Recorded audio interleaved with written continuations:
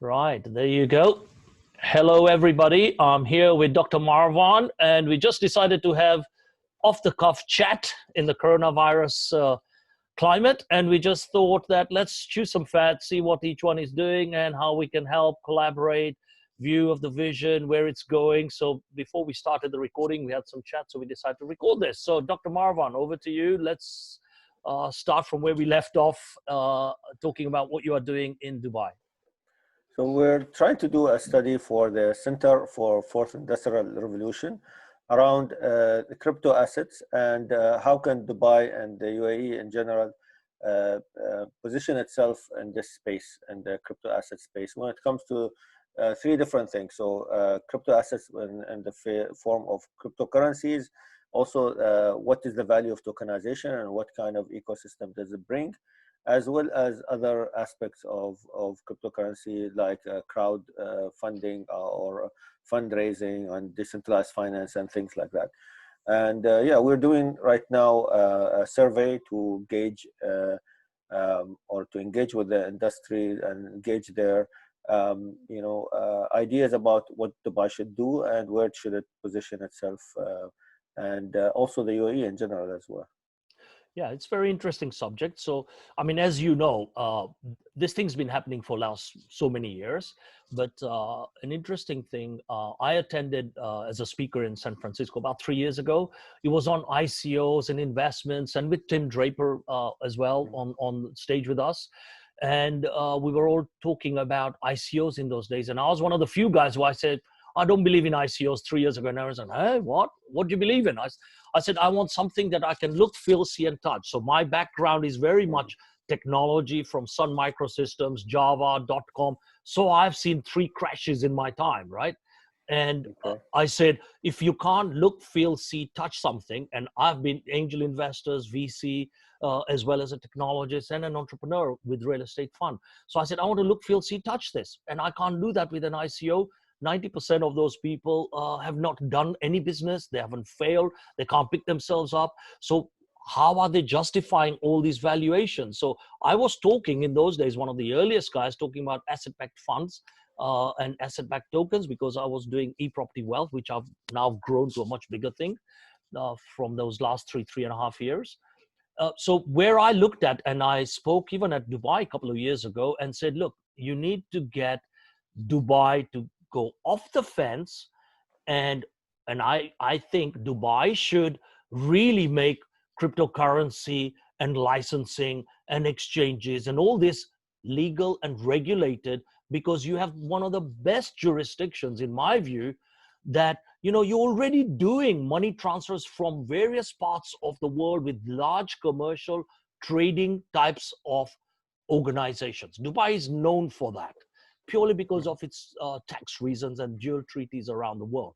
Why doesn't Dubai do exchanges and crypto in a legalized way? The only thing you got to worry about is money laundering and KYC things anyway, really. That's exactly what we're looking at right now, actually. But that's all. So why not do it? And then where all Dubai's majority is tourism and real estate and hospitality kinds of businesses, right? And all these people are suffering like hell. How can you drive it better? So having an exchange, having a proper fintech offering in a legalized manner in Dubai would be perfect. So in terms of asset tokenization and all this, yeah, I mean, as I said, I started it 3.5 years ago, but still, in my view, it's not 100% there yet, because if you look at real estate, for example, it's very complex. Too many middlemen, for want of better words. Okay, you can replace the smart contracts for all the legal types of contracts. Well, let's be honest, there's not We're that actually many doing that types. already in Dubai. Yeah, so but per building, they're doing it per building, though. I'm talking at a big crowd fund, because you said crowd fund. So yes, how exactly. do you do it at a massive level across the whole estate? I mean, Haptur is a friend of mine, for example. Okay, so Mohammed as well. I briefly mentioned to one of his people, but they can't get their heads around it. This was a year and a half ago. How do you tokenize the whole of that and create minor shareholders per project if you put individual SPVs, or do it for the whole group? So it's very difficult, and it goes down to how do they do valuations. Majority of it comes from valuations, you see. And what we were talking before off record, without proper valuations, it's difficult to do this. Exactly, I totally agree with you. And what we not want to do right now is get that sentiment from the community. Right. Yours is one opinion, but Dubai is not an island. Dubai wants to get the feel from everyone, from Correct. the investors, for the people who are industry veterans, people who have already raised funds in the ICO form. What would they like to happen in Dubai, and what would bring them here? And what would bring them to the UAE as an ecosystem? Because Dubai is also not isolated. We live under the jurisdiction of the central bank here of the UAE, which is a federal entity. So we need to get the sentiment from both the federal and the local, as well as the international community, to see how can we position ourselves and what is strategically important for Dubai to do to be a leader in this space. So this is why we're doing this study. And I'm doing two kinds of studies, one for the federal government and one for the Dubai government under the Dubai Future Council for Blockchain, basically. But do you think there's an appetite, Dr. Marwan, for them to really encompass Dubai as a, you get all these blockchain islands, and you know all of them like I do. Yeah, None of them are really that serious. Let's be honest, okay? yeah, I And totally agree. and why not Dubai? This is what annoys Exactly. me, annoys me. I think I was there when I was speaking last year, when you and Said and all these people were there, and I said, look, Dubai is missing an opportunity here.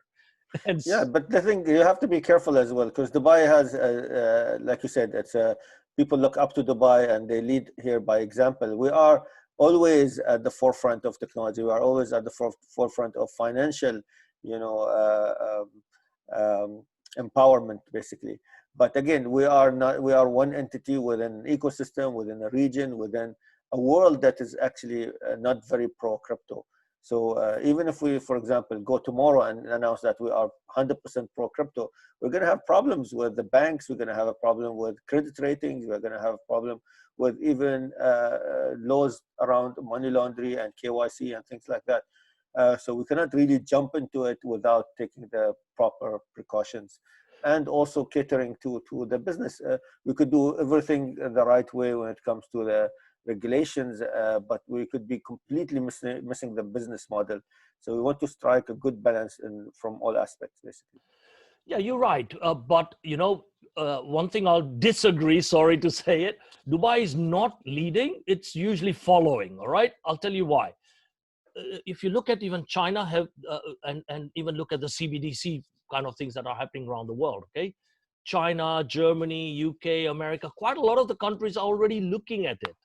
Why not Dubai? Do Yeah, you understand? I mean, we Why want not to Dubai? do what we want to have. Look, even when Dubai Yeah. jumps into things, they commit very highly to it. And this is not But they don't my jump first. That's the point I was trying to Yes, make. yeah. They don't jump first. So not first in, wins the worm or whatever, early bird wins the worm or whatever. But No, but Dubai wants to Dubai take does the jump best approach. first when it comes to radical real estate developments in the world. So if you look at really disruptive real estate developments, Dubai, I would say yes, he's a definite leader, right? But in this space where this is a $350 trillion economy, okay? If you just add real estate and all the things around it, that's almost 350 trillion. And Dubai already does a lot of the commodities, gold, all these things that are some of the biggest in the world as a trading center and a financial center. So this is the obvious way to cut. And you are talking about banks. My view, it's often the banks that are slowing this down because their jobs are at risk, unfortunately. The whole fintech movement is disruptive. So central banks and treasuries and retail banks and wholesale banks are at risk because people have now realized they can transact, and COVID-19's proved it, can transact instantly, can talk to anyone in the world. The world's become even flatter now, I think, and these microseconds transactions and micro cents transaction costs have made the banks look up and think we need to do something. So they'll push back. They'll push back for obvious reasons: money laundering, KYC, which is what I said right in the beginning. But if you prove to them that the KYC money laundering is better in a blockchain environment than it is in the normal environment, because there's lots more live AI-based KYC ML that we do that even banks don't do, right? Yes, Then I totally just agree. about convincing them. Yeah, and we're building towards that right now in Dubai, building the capability in Dubai Police and also on the federal level as well. And we're engaging the right stakeholders from the central bank to the securities commodities authorities and other entities that regulate the space, or the space that doesn't exist yet, which is the cryptocurrencies, but regulate the financial space, generally speaking. And also aligning with things like Arab Monetary Fund and World Economic Forum and other international bodies like the United Nations and the like, to really understand the whole ecosystem and understand how to really take advantage of it for the region here and create an ecosystem that can be replicated anywhere else in the world, given the different environments that each jurisdiction, each country might have. There are countries where cryptocurrencies can play a huge role, which is, for example, Africa or South America, where there's huge potential for growth. But in countries like the UAE or the Middle East, almost everyone has banking, everyone has a mature financial system or access to a mature financial system. Then it becomes not really viewed as a valuable, economic system or ecosystem. So we need to really not have one solution that fits all, but have solution that can be replicated with some changes, of course. And I think Dubai can set an example. We set an example worldwide for blockchain technology as a technology, but not the ecosystem of cryptocurrencies yet. But I think we have a great potential to do that right now. Yeah, and where I was going, which is what I was building with eWealth Tech, which is still happening, is how to make what you said for Africa and the underdeveloped countries, for want of better words.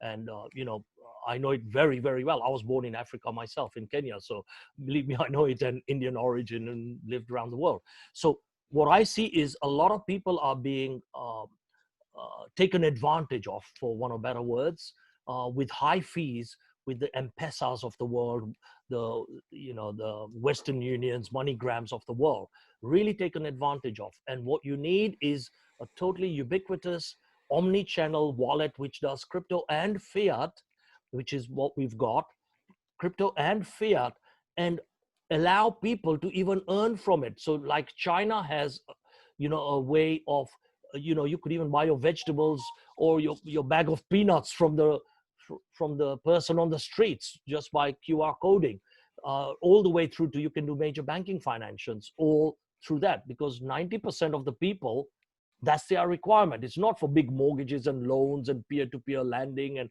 all these other complex things. 90% of people just survive based on income coming in and spending it to do day-to-day things. So that can be done, and that's a huge number of trillions in terms of business opportunity. And Dubai, in my view, is so futuristic in many ways, yet when it comes to technology for fintech, in terms of making it legal and operational, it's not doing it for some reason. And I think somehow it's the banking fraternity that's slowing it down for obvious reasons. But you need to get over that in building that ecosystem, because the ecosystem isn't difficult to build. It's the blockers is the challenge, I think, for you. Yes, and creating a whole ecosystem is hard. We're building it right now in Dubai, piece by piece. In the UAE and ADGM have been doing They've done tremendous work. Yeah, And we've done with Calm Legal, as you're aware, yes. number of studies. We're comparing our jurisdictions here in the UAE with the UK, Malta, and others, Bahrain, for example. Yes. And we can see that we have an advantage here, but it's not done in silo. We have to have the whole ecosystem. Like you said, banking is the most important missing piece right now. We don't even have digital banks. We have maybe one or two smaller, retail digital banks, but we don't have startup banking, for example. You don't have neo bankings there. Yeah, exactly. You really don't have neobanks there. Yeah, and even the payment processor businesses, like one or two companies, is not really open to the whole world. We Correct. need to change these things. We need to change our stance on allowing internationals to come in, allowing new types of businesses when it comes to fundraising, allowing different types of VCs, which is the VC scene is here very small and Yes, it unrecognized is. worldwide. So we need to really capitalize on those initiatives. You see, the companies would come there if you make the jurisdictions allowable for them to operate. That's the reasons why they don't go there. See, so that's Yeah, where your we have to challenges build are. the maturity. We have Yes, to build the yes, maturity, and we're not there, like I said, yet, but we are very quickly approaching that level, basically. And we want to really do it, but like I said, we need to be careful. We need to be steady in our steps, and we need to really study it very carefully. And that's why studies like the one I mentioned with C4I yeah, are very important. The blockchain future council's work as well is very important from all aspects, from the technology aspect, from the law enforcement aspect, from the regulation when it comes to jurisdiction, technical enforcement, from cybersecurity perspective as well, yeah, yeah. and from the strategic perspective, what should we start with what should be our strength here in Dubai, how we attract businesses to come here, what is our magic application that we're going to start with, and of course how we advertise it around the world, how we create this startup hub kind of ecosystem as well. So all of them are pieces that need to be addressed, each one by itself and also as a whole, to create this complete ecosystem.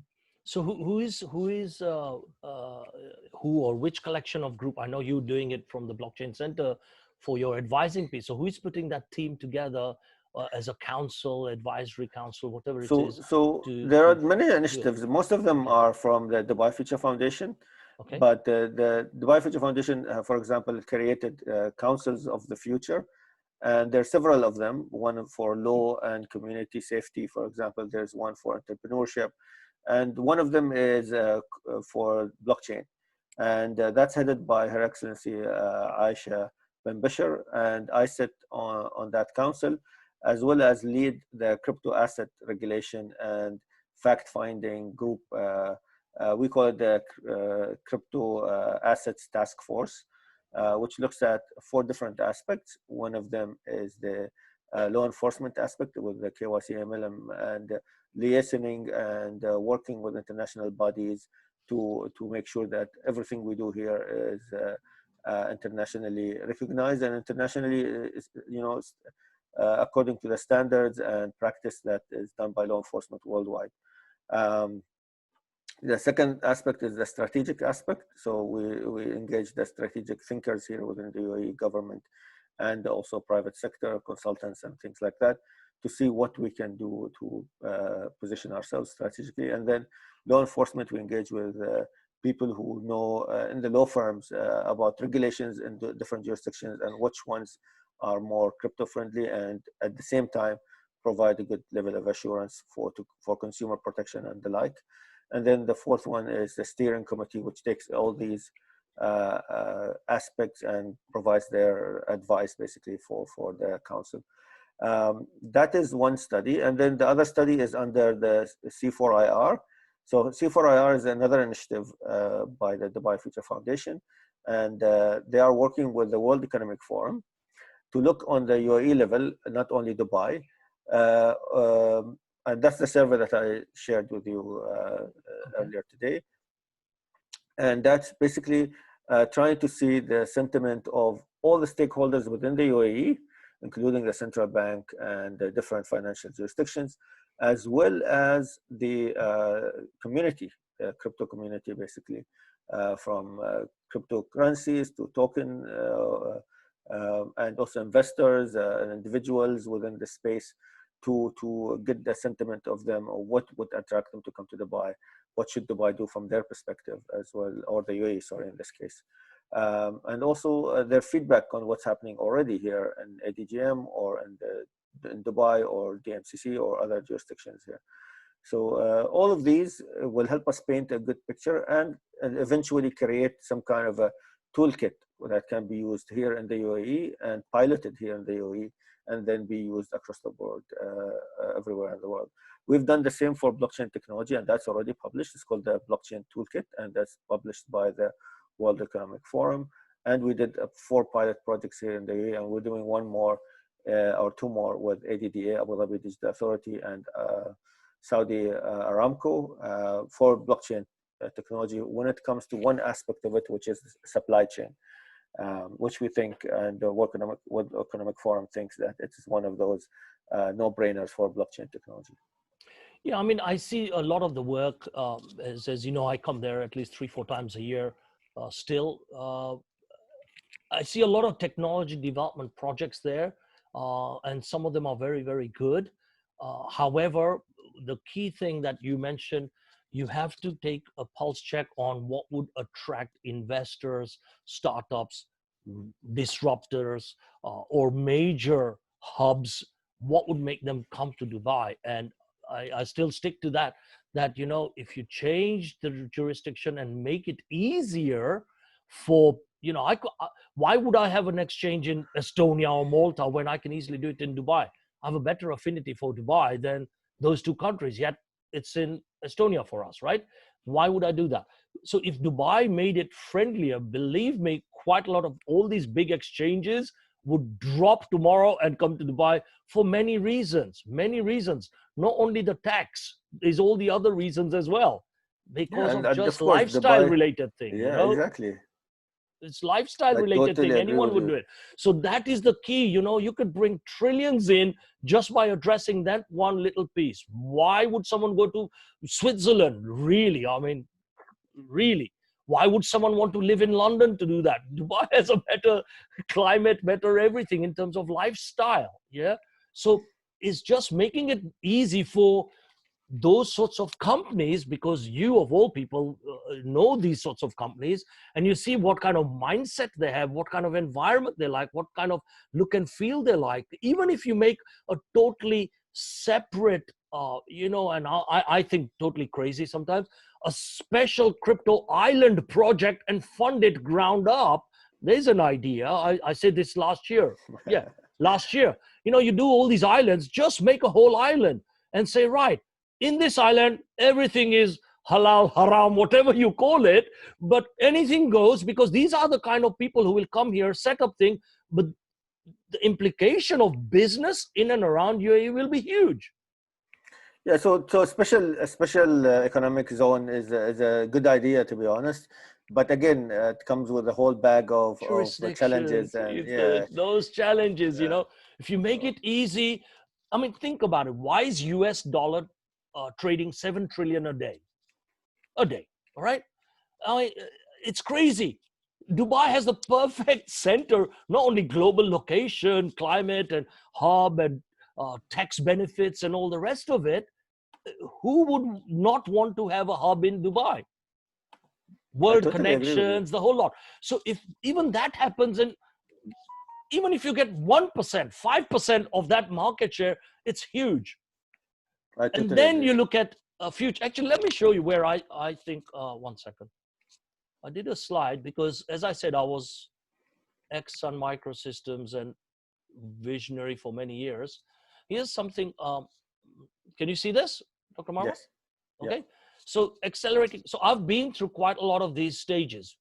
Sperry, Univac, Unisys. I was there when all that happened. System X, I was there with Plessy and GEC. Same thing when HP and Nixdorf and all the financial cash machines and automation of back office. And then Sun Microsystems during the .com and Java days in the 1990s. I was there as well. Oh, sorry, just 1 second.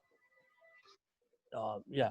So, you know, and I've seen where the vision comes from. And for me, nothing's changed. You know, what we were talking in the 90s, that, you know, everyone needs to have a online presence. Everyone needs to transact online. Virtual machines need to happen. Distributed computing needs to happen. I remember talking to the eBays and all these guys, you know, when they were building their data centers, you know, if one falls, what would happen? So decentralization, which is now what it's called, cryptography, which was there even then. And we used to call it network is the computer. So thin clients. And 20 years on now, it's happening. However, what's happening now at a radical pace is all these other technologies, which is nanochips, quantum computing, blockchain, cryptocurrency, all the AI, ML, deep learning kinds of technologies are happening, right? So, Yeah, I totally agree. so, Look, this so this this is idea, going to explode it even faster. and I don't know. The end is nobody knows where it's going to lead. Actually, so our No, imagination is limited to what we know right now. But of course, this is a huge enabler, and like you mentioned, it's going to be blowing up like crazy. But it will. it Next 15 years needs are very interesting. adoption. This is the main thing we're trying to tackle here. How do we achieve that adoption rate? How do we increase it? How do you play a huge role in creating that momentum for the whole world, not only for the UAE? We are aiming for the world stage. We don't aim only for Dubai or the UAE. We aim to bring this technology to the mainstream everywhere in the world, creating that magic app that everyone's waiting for, creating adoption across the board, across all sectors of the community, not only in the financially deprived or but also in the modern Fully world. agree. Fully agree. Yeah. So let's try to tackle it, but we need international cooperation. We need perspectives Yes. from everyone, and we need support from world organizations like the World Economic Forum to set those kind of bricks that will lead us towards that kind of adoption. Yeah, but I mean, it's fine doing those for credibility and all that, but in my view, you need action takers and a working team with a hub to say, right, what can you do? Come in. This is how it's going to be done, all the way from financing to making the climate okay for them, all the way through to implementation stage. These are the support things we can put. What are you going to put? Where can you take us? Let's build an ecosystem that is totally uh, futuristic, but more importantly, how they do two or three things very well: reduce cost, increase productivity and speed, and Yeah. improve financial transactions globally. Really make life Yeah. easy for people. Simple things. Yeah. And that can be done. That can be done. So Totally yeah, agree. if there's anything I can do to help in any one of those committees, just ping me. By all means, uh, Sure. I can help up. Yeah. Thank you. All And right. I shared a survey with you. If you can, share it within your network, that I would Sure. appreciate it. I'll do that. Of course, and of course, keep an eye for the report as well when it comes out, and give Sure. us your feedback Sure. as well on it, Yeah, send as it to well me as in ideas. draft. Yeah, if you want a draft view or just to look at it to give ideas or whatever, see which direction you're going to, I'll by all means do that. I've written 7 books, so looking at reports is the least of my. In fact, I'm doing a crash course blockchain cryptocurrency book now during COVID lockdown. Is one of the things I was doing as well. So that should All be out right, pretty very good. soon as well. Yeah, I'm So more than yeah. happy to help as well in proofreading it or any other Oh, aspects you that want. would be brilliant. That would be brilliant. I'll send it to you. I'll send All that right, to you. perfect. Okay, so send me that link you said, because I don't see Okay. where you send that. I don't see that. And Uh, I'll send it to you directly now. yeah, send it to me directly. All right. Okay, perfect. Perfect. Nice to chat with you, and let's stay in touch. Okay. Yeah, good to see you again. Great. Take care. Thanks a lot, buddy. Thanks. Bye. Bye bye.